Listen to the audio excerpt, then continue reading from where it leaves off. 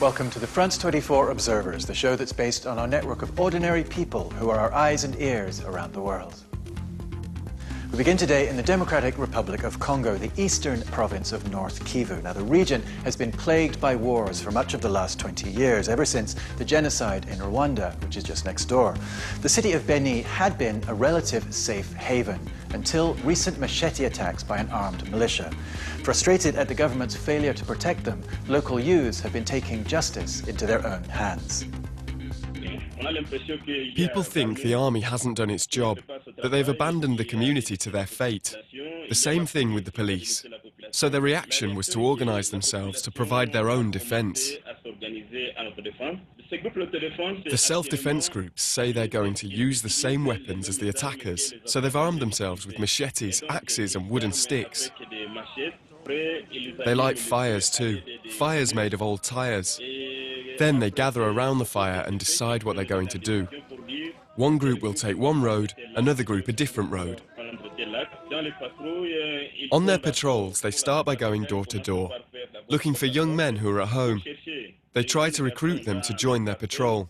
If the families refuse to let their sons go, the self-defence groups demand a bribe of 1,000 Congolese francs. That's about €1. It's a form of extortion.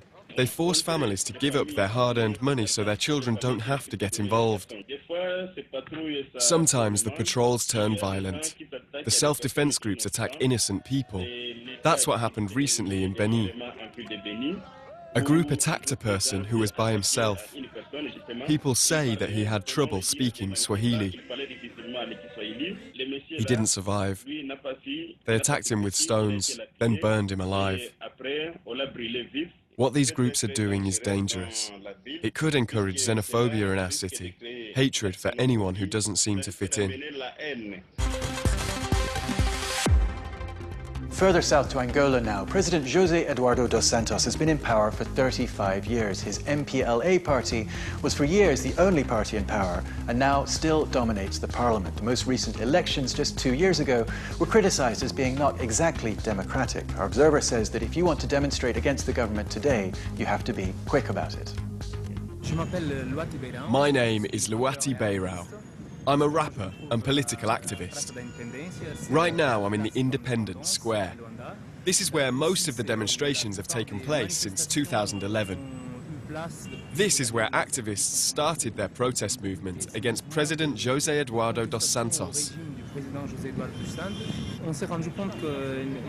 We soon learned that it wasn't worth asking for authorization, because if we did that, all we'd find on the square was a massive police presence. Riot police with dogs and horses. It was completely out of proportion with the number of people who wanted to demonstrate. So we decided to stop publicising when we were going to demonstrate and changed our tactics. Now we do flash mobs. We don't announce the time or place beforehand. We organise it all on the internet, amongst ourselves, via chats on Facebook or by text messages. We agree on a time and a place and then hold a demonstration about a given issue. And now for some other images and reports sent in by our observers. First up, Isfahan, the third biggest city in Iran and the site of recent brutal attacks on women. Acid thrown in their faces to disfigure them, apparently at random.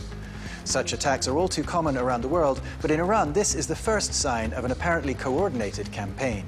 No one has claimed responsibility, and there are fears it's an effort to intimidate women who aren't covering themselves up adequately. Thousands of demonstrators took to the streets in the capital Tehran, calling on the government to do more to stop the attacks.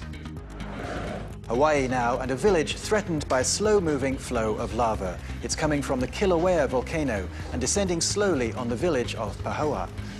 Our observer is resigned to the fact that it will destroy her house, but she says she hopes to rebuild once it has cooled. There are two types of lava, both known by their Hawaiian names. Slow-moving Pahoi Hoi, which you see here, and the fast-moving kind you see in movies, which is called A'a. To India now, and a campaign for more public displays of affection. Kissing in the street is considered taboo, but a group of young people wants to change that. They have organized a Kiss of Love protest in southwestern Kerala state.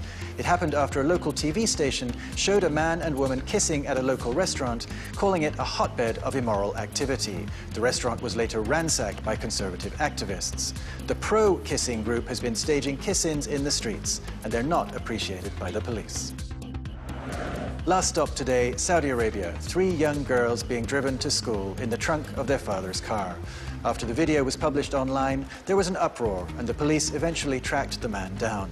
One blogger suggested that this kind of dangerous behavior might not happen if women were allowed to drive.